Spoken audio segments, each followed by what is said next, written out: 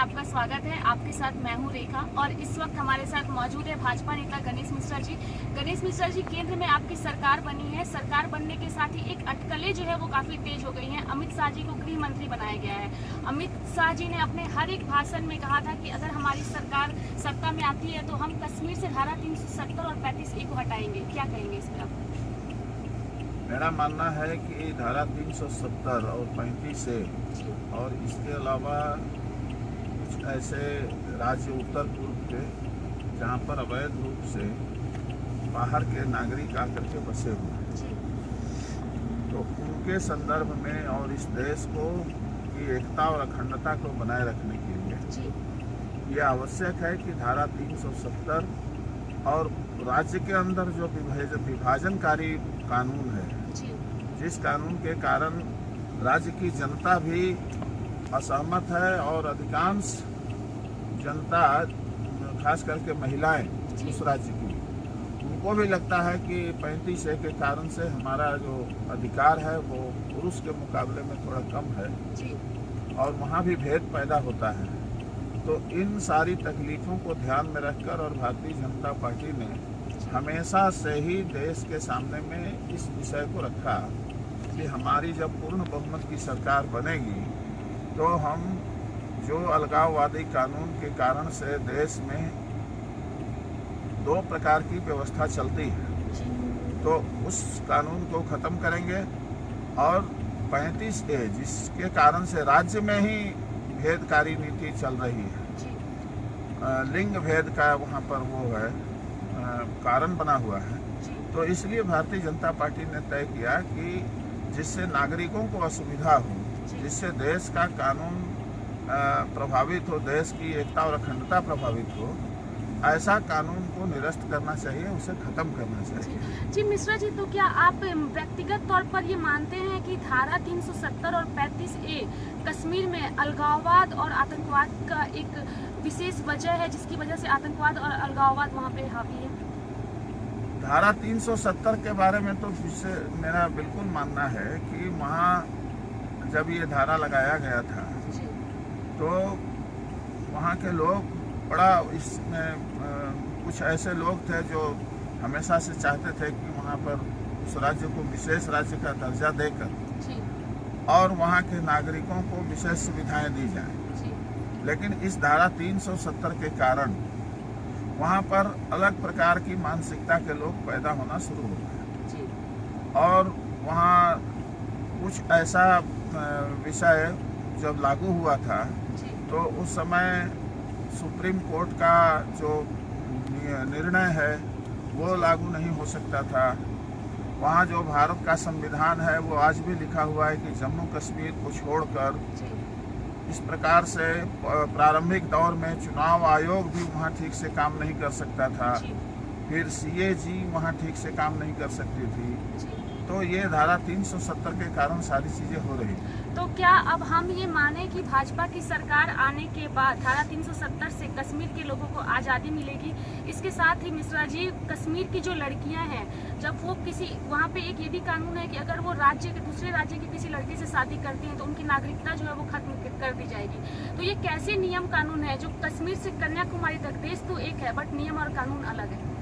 नहीं, मेरा पहले 370 धारा के बारे में कहना है कि जब देश आज़ाद हुआ और अंग्रेज जब यहाँ से जाने लगे तो जितने रियासतें थी इस देश की, उन रियासतों के सामने एक ही विकल्प था कि वो उनकी सीमा जिस राज्य से सटी हुई है उन रियासतों की, उनको उसी राज्य में विलय करना, और जिस राज्य की सीमा से वो सटे हुए नहीं हैं तो उनको भी तय करना पड़ेगा कि वो कहाँ रहना चाहते हैं। तो उस समय जो रियासतें थी उनमें 3 ऐसे रजवाड़े थे, जिसमें जम्मू कश्मीर, दूसरा हैदराबाद और तीसरा जूनागढ़।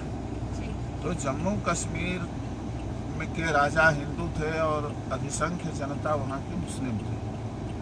जूनागढ़ के जो शासन में रजवाड़े थे वहाँ की जनता हिंदू थी और शासक मुस्लिम थे। इसी तरह से हैदराबाद में भी हुआ था। तो जब ये रियासतों के विलय की बात आई जी तो उस समय इन 3 लोगों ने थोड़ा परेशानी महसूस किया कि ये भारत के साथ जाएं कि न जाएं। जी तो इसके लिए वहाँ की जनता, जूनागढ़ और हैदराबाद की जनता ने आंदोलन किया जी और सरदार वल्लभ भाई पटेल जी जो इस काम को देख रहे थे, जी सरदार वल्लभ भाई पटेल जी के विशेष प्रयास के कारण जी वो 2 राज्य तो हम लोगों के राज्य में शामिल हो गए, मैंने देश में शामिल हो गए। जी लेकिन जो जम्मू कश्मीर था वहाँ के राजा चाहते थे कि वो स्वतंत्र रूप से रहें, जी लेकिन इसी बीच में वहाँ पाकिस्तान के कुछ कबायली, जिसको कह सकते हैं, वस्तुतः वो भारत की सेना थी और उसने इस देश पर आक्रमण कर दिया। जी वो आक्रमण करते करते और बहुत नज़दीक, श्रीनगर के नज़दीक तक पहुँच गए। जी तो अब राजा हरि सिंह को लगने लगा कि ये अब हमसे संभलने वाला नहीं है। जी तो उन्होंने भारत सरकार से सैन्य सहायता की अपील की जी और भारत सरकार ने सैन्य सहायता देने के लिए मंजूरी भी दी, लेकिन वो तब जब वो विलय पत्र पर हस्ताक्षर कर दिए। तो उसी समय प्रजा परिषद का आंदोलन चल रहा था, जिसके पंडित प्रेमनाथ डोगरा वहाँ के नेता हुआ करते थे। उन्होंने भी व्यक्तिगत रूप से नेहरू जी से भी और सरदार पटेल जी से भी निवेदन किया था जी और उस समय उनके नेता हुआ करते थे शेख अब्दुल्ला, जी जो वहाँ की लोगों की भावनाओं को भड़काते थे। जी तो ये जो कबायली आक्रमण था, इस कबायली आक्रमण को भारत की सेना ने जाकर के मुंहतोड़ जवाब दिया और जवाब देते देते वो भागते भागते अपने सीमा में घुसते चले गए। भारत की सेना उसे खाली कराती गई। कुछ समय के बाद पता नहीं कौन सा ऐसा कारण बना कि नेहरू जी ने युद्ध विराम की घोषणा कर दी और ये बहुत माने नज़दीक का मामला हो चुका था। युद्ध विराम की घोषणा होने के कारण जहाँ तक भारत की सेना लड़ते लड़ते पहुँची थी वो क्षेत्र भारत के हिस्से में रह गया और जहाँ तक पाकिस्तान की सेना भागते भागते गई थी कबायली, वो पाकिस्तान के क्षेत्र में रह गया।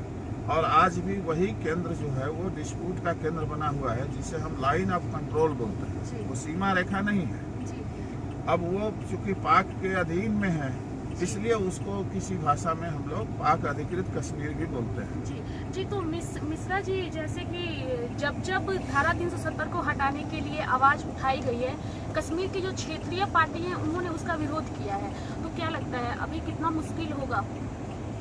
नहीं, इसमें कारण क्या है कि धारा 370 ये किसी संसद ने नहीं लगाया है जी और वहाँ की जनता के मांग के आधार पर भी नहीं लगा है। जी चूँकि वहाँ की जनता ने धारा 370, वहाँ के अलगाववादी नेता थे शेख अब्दुल्ला, जो चाहते थे कि ये माने हम लोगों का हमेशा चलता रहे इसी प्रकार से।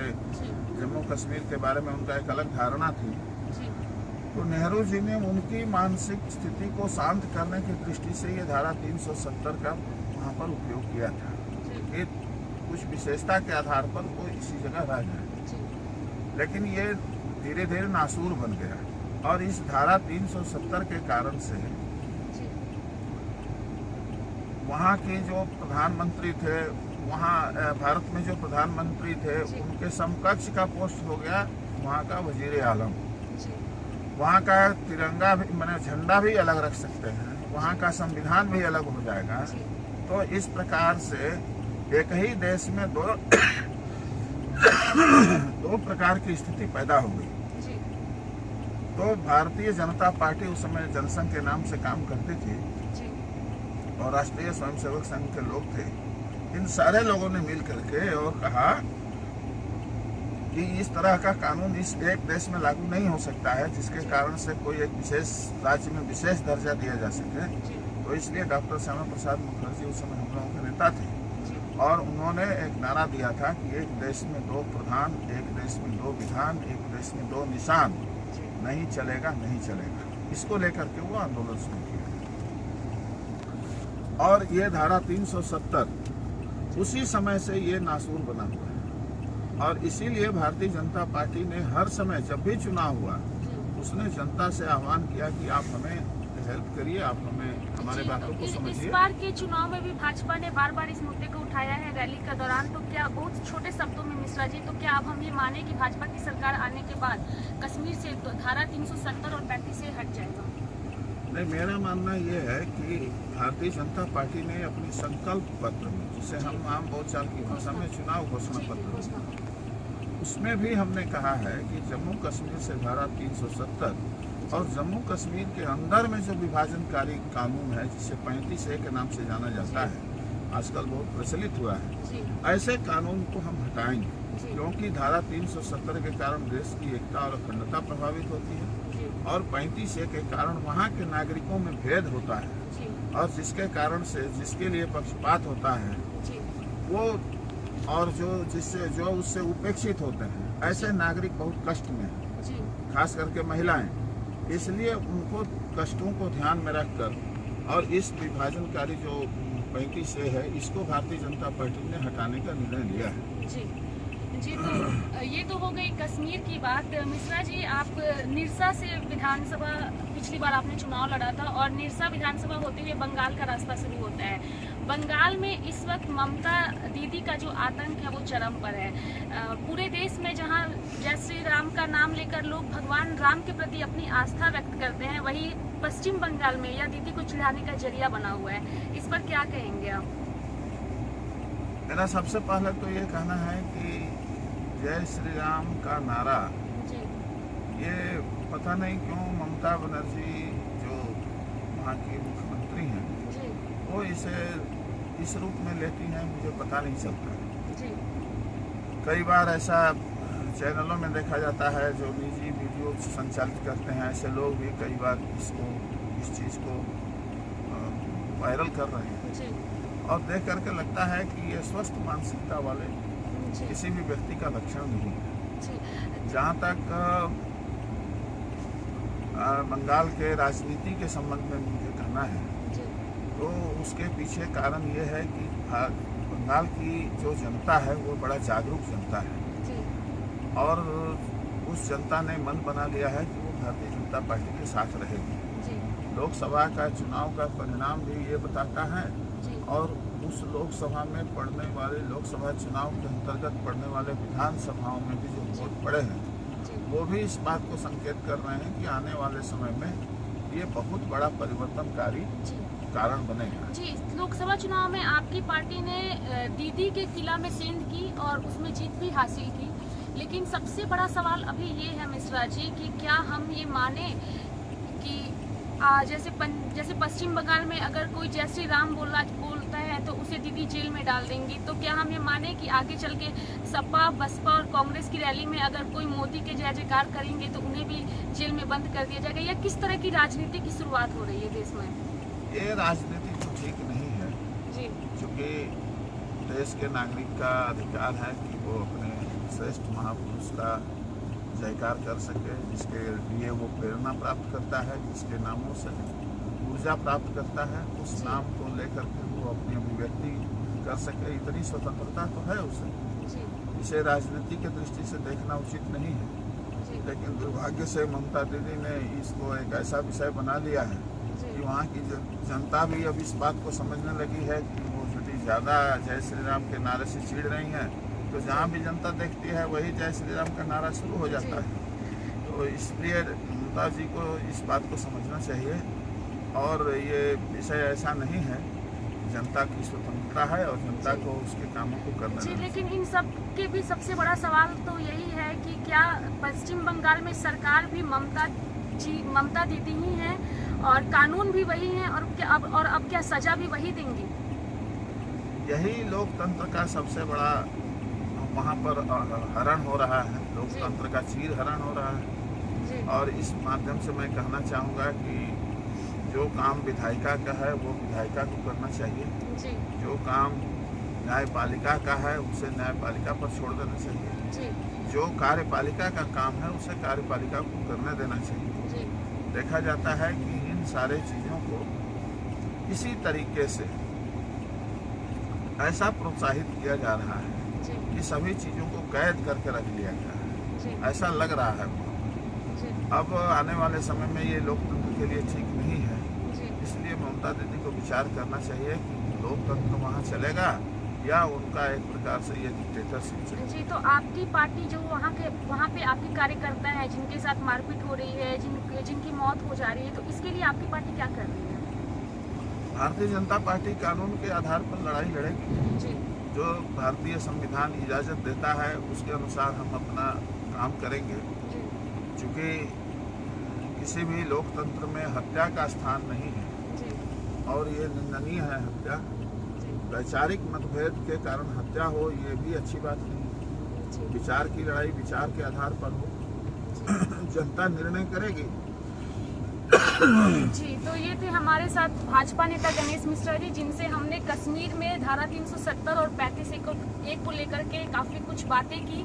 इसके साथ ही पश्चिम बंगाल की राजनीति को लेकर के भी हमने चर्चा की। आप बने रहिए हमारे साथ, हमारे चैनल को सब्सक्राइब करिए। सहयोगी रागिनी के साथ रेखा मिश्रा।